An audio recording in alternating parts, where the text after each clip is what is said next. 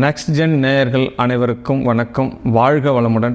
சர்வம் சக்திமயம். நான் உங்கள் சக்தி ராஜா.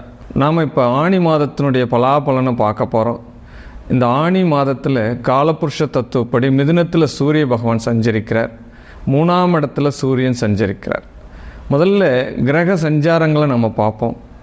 15/6/2024 சனிக்கிழமை நவமி திதி, உத்திர நட்சத்திரம் காலை 5:47 இந்த சூரிய பகவான் ரிஷபத்திலிருந்து மிதுனத்துக்கு பயிற்சி ஆகிறது. ஆணி மாதத்தினுடைய ஆரம்ப காலம் 17/7/2024 செவ்வாய்க்கிழமை வரைக்குமே இந்த ஆணி மாதம் 32 நாட்கள் இந்த சூரிய பகவான் மிதுனத்திலிருந்து 12 ராசிக்கு எவ்வித பலன்களை அளிக்கிறார் அப்படின்றத நம்ம பார்க்க இருக்கிறோம்.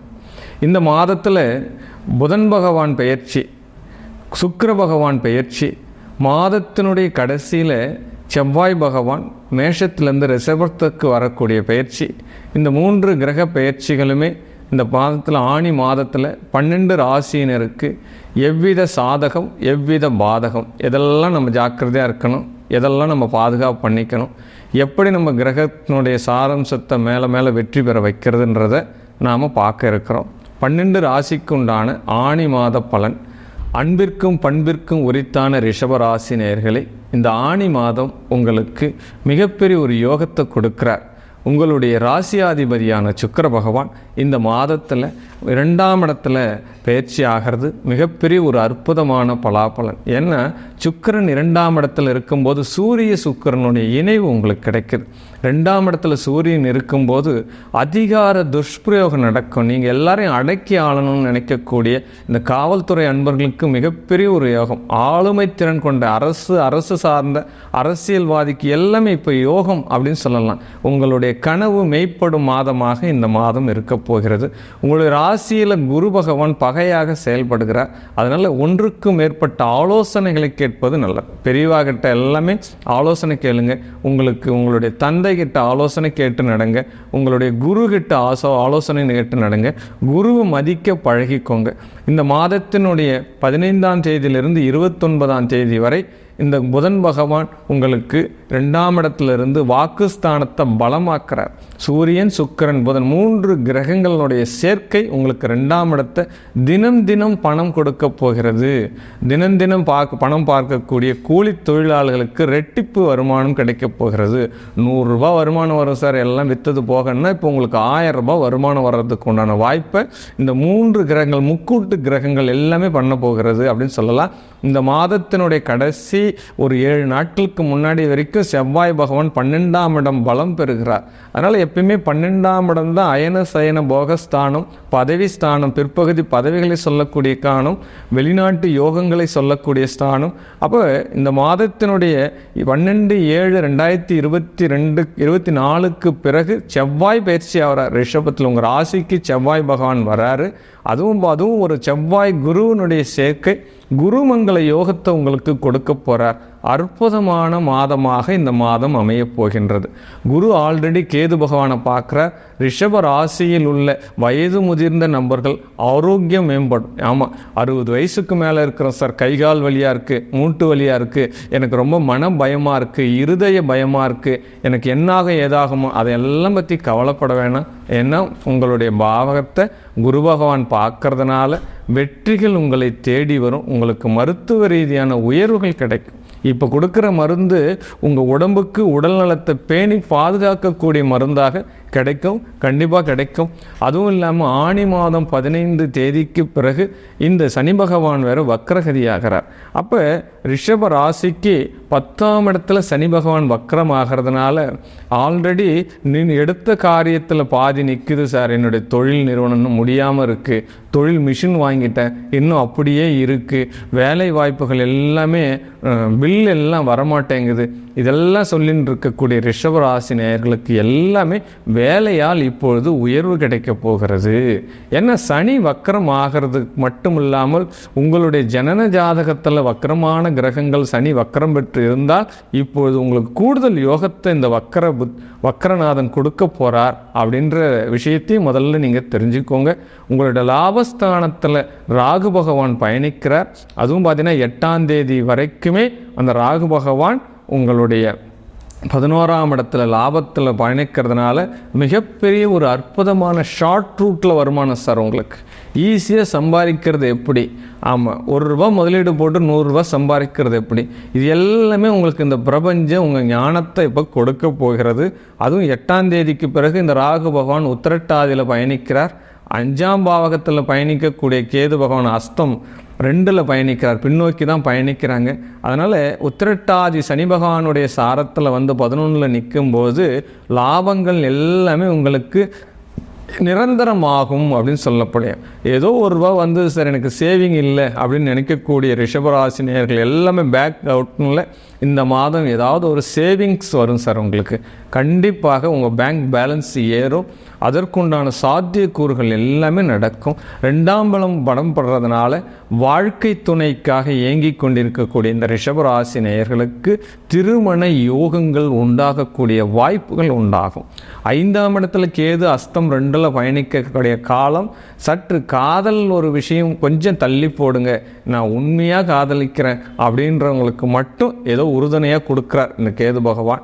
ஏன்னா உண்மை இருக்கணும். கேது பகவானுடைய தன்மையில் நியாயம் இருக்கணும், உண்மை இருக்கணும். அதுக்கு தான் வெற்றி பெற வைப்பார்.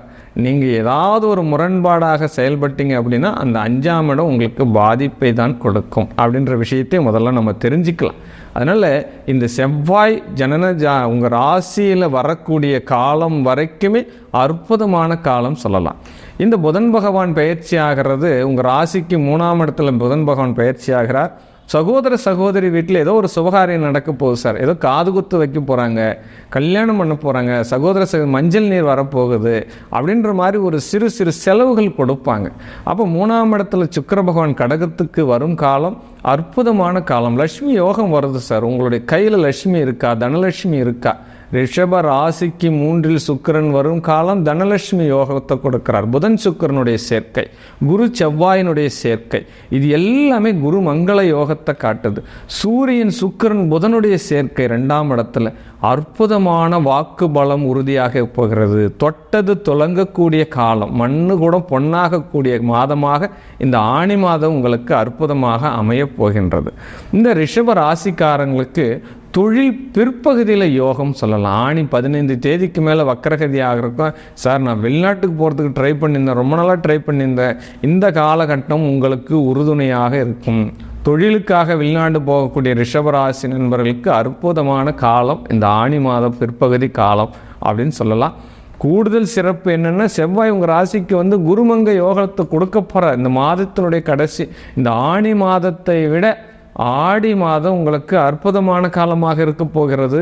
கவலைப்படாதீர்கள் ரிஷபராசி நண்பர்களே, ஏற்றமிகும் மாதமாக இந்த ஆணி மாதம் உங்களுக்கு இருக்க போகின்றது. வேலை வாய்ப்பு நிரந்தரமாகும், கல்விகள் மேங்கோகும், உங்களுடைய வாக்கு பலம் கூடுதலாகும், உங்களுடைய பண பலம் சேவிங்ஸ் அதிகமாகும்.